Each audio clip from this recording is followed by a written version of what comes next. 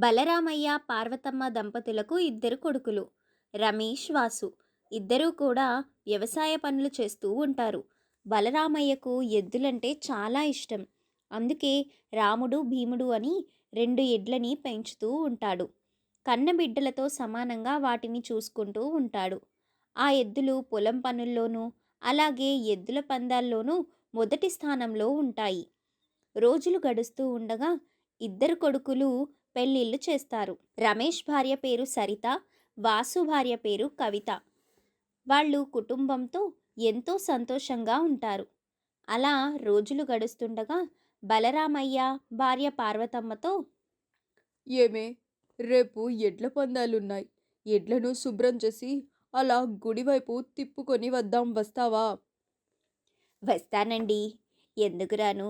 ఇక ఇద్దరూ కూడా ఎడ్లని శుభ్రపరుస్తారు. ఆ తర్వాత వాటిని గుడి దగ్గరికి తీసుకెళ్ళి ప్రదక్షిణలు చేయిస్తారు. ప్రదక్షిణలు పూర్తయిన తర్వాత ఇంటికి తిరిగి వస్తూ ఉండగా మార్గమధ్యంలో, బలరామయ్య, ఈసారి కూడా మీ ఎద్దులే ఎప్పట్లాగే పందెంలో ఫస్ట్ ప్రైజ్ కొడతాయిలే. అవును సుబ్బయ్య, అది ఎప్పుడూ జరిగేదే కదా. ఈ రెండు నాకు 2 కళ్ళ లాంటివి. నా పరువు బాగా నిలబెడతాయి. నా బిడ్డల్లాంటివి ఇవి 2. అని మాట్లాడుతూ ఉండగా మరో వ్యక్తి వచ్చి, ఈసారి రంగయ్య కొత్త ఎడ్లని నీకు పోటీగా దించాలని చూస్తున్నాడు. మరి చూసుకో. ఎవరు ఎన్ని దించినా గెలిచేది మాత్రం వీళ్ళే. అని అక్కడి నుంచి వెళ్ళిపోతాడు. ఆ రోజు సాయంత్రం కొడుకులిద్దరూ కూడా ఎద్దుల్ని తీసుకొని తోటలోకి వెళ్ళి పడుకుంటారు. మరుసటి రోజు ఉదయం తండ్రి అక్కడికి వెళ్తాడు. తీరా అక్కడికెళ్ళి చూస్తే ఎడ్లు 2 చనిపోయి ఉంటాయి. అలాగే వాళ్ళ కొడుకులు కూడా. దాన్ని చూసి అతను బోరున ఏడుస్తూ ఉంటాడు. పాము కరిచినట్టు నోట్లో నుంచి నురగ ఉంటుంది. దాన్ని చూసి బోరున ఏడుస్తాడు తండ్రి. ఇది ఎవరో కావాలని చేశారు. నా కొడుకులిద్దరినీ కొడుకుల్లాగా చూసుకుంటున్న నా ఎడ్లని చంపేశారు. మీకేం అన్యాయం చేశాన్రా? అంటూ ఏడుస్తాడు. విషయం తెలుసుకున్న వాళ్ళ భార్యలిద్దరూ అలాగే తల్లి కూడా అక్కడికి చేరుకుంటారు.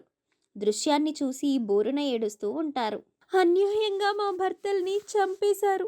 వాళ్ళు మీకు ఏం పాపం చేశారు? మా ఉసురు ఊరికే పోదు, ఇంతకింత అనుభవిస్తారు అంటూ ఏడుస్తూ చాలా ఏడుస్తారు. తదుపరి కార్యక్రమం అంతా పూర్తయిపోతుంది. ఊర్లో వాళ్ళందరూ కూడా, ఎవరో బలరామయ్య అంటే గిట్టని వాళ్ళు ఇదంతా చేశారు. రామయ్యే ఇదంతా చేసి ఉంటాడు. ఇద్దరు కొడుకుల్లాంటి 2 ఎడ్లు పోగొట్టుకున్న బలరామయ్య బాధతో మంచాన పడతాడు. సరిగ్గా వారం తిరిగేలోపే అతను కూడా మరణిస్తాడు. ముగ్గురు మగవాళ్ళు ఒకేసారి చనిపోవడంతో మగదిక్కులేని సంసారంగా మారిపోవడం వాళ్ళు ఎంతగానో బాధపడతారు. వాళ్ళని చూసి చుట్టుపక్కల వాళ్ళు జాలిపడతారు. తదుపరి కార్యక్రమాలన్నీ పూర్తయిపోయిన తర్వాత అత్తగారు వచ్చి, చూడండమ్మా, ఇంటికి మగదిక్కు లేకపోతే ఈ సమాజం ఎవరిని ఎలా చూస్తుందో నాకు బాగా తెలుసు. మనం జాలిపడే పరిస్థితుల్లో లేము అని వాళ్ళకి తెలిసేలాగా చెప్పాలి. మన తల్లిని మనమే సంపాదించుకోవాలి. మన కాళ్ళ మీద మనమే నిలబడాలి. పొలం దున్నడానికి నేను సిద్ధంగా ఉన్నాను. మీరు సిద్ధంగా ఉన్నారా? అందుకు వాళ్ళు కూడా మేము సిద్ధంగా ఉన్నామని అంటారు. కోడళ్ళిద్దరూ ఎద్దుల్లాగా కష్టపడి పనిచేస్తూ ఉంటారు. దాన్ని చూసి చుట్టుపక్కల వాళ్ళే ముక్కున వేలేసుకుంటారు.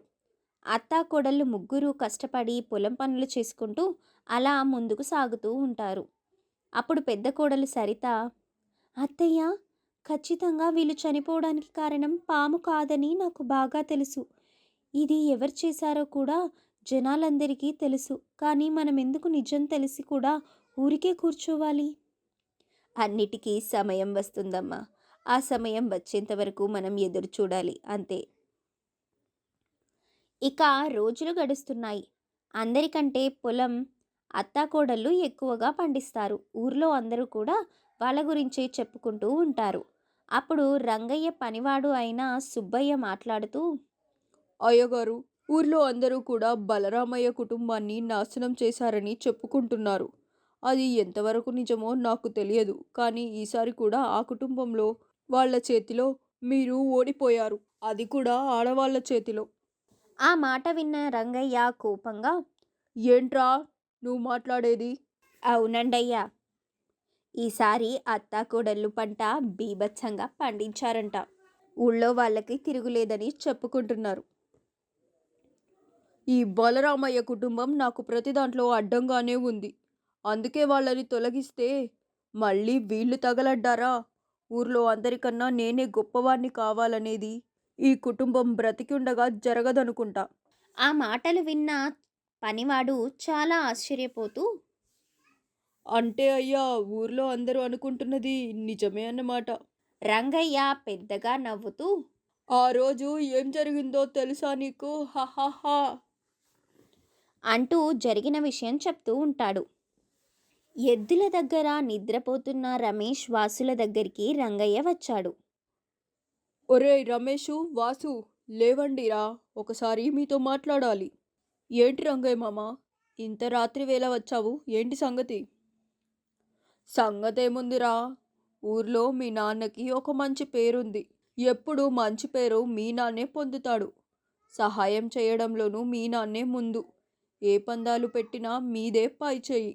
ఆ మాటలు విన్న వాళ్ళు, ఇప్పుడు ఏం చెప్పడానికి వచ్చావో సరిగ్గా సూటిగా చెప్పు మామా. మీరు ఏం చేస్తారో నాకు తెలీదురా. మీ ఎద్దులైతే రేపు పందెంలోకి రాకూడదు. అందుకు వాళ్ళిద్దరూ గొడవకు దిగుతారు. మీరు నా మాట వినరని నాకు తెలుసురా. అందుకే నా జాగ్రత్తలో నేనున్నాను. అని నవ్వుతూ వాళ్ళ చేతిలో ఉన్న పొడిని వాళ్ళ మీద చల్లుతాడు. వాళ్ళు నురుగ కక్కుకుంటూ అక్కడికక్కడే మరణిస్తారు. ఆ తర్వాత ఎద్దుల మీద కూడా చల్లుతాడు. ఎద్దులు కూడా అక్కడికక్కడే కుప్పకూలిపోయి చనిపోతాయి. ఆ విషయమంతా విన్న పనివాడు చాలా ఆశ్చర్యపోతాడు. ఒరేయ్ సుబ్బయ్య, తెలుసుకున్న వాళ్ళెవరూ కూడా బ్రతికుండకూడదురా అని అంటాడు. అతను చాలా భయపడుతూ, వద్దయ్య గారు, నేను ఈ విషయం ఎవరికి చెప్పను. ఆ మాట వినగానే అతను తప్పదురా సుబ్బయ్య. అంటూ అతని మీద మందుని చల్లడంతో అక్కడికక్కడే అతను కూడా మరణిస్తాడు.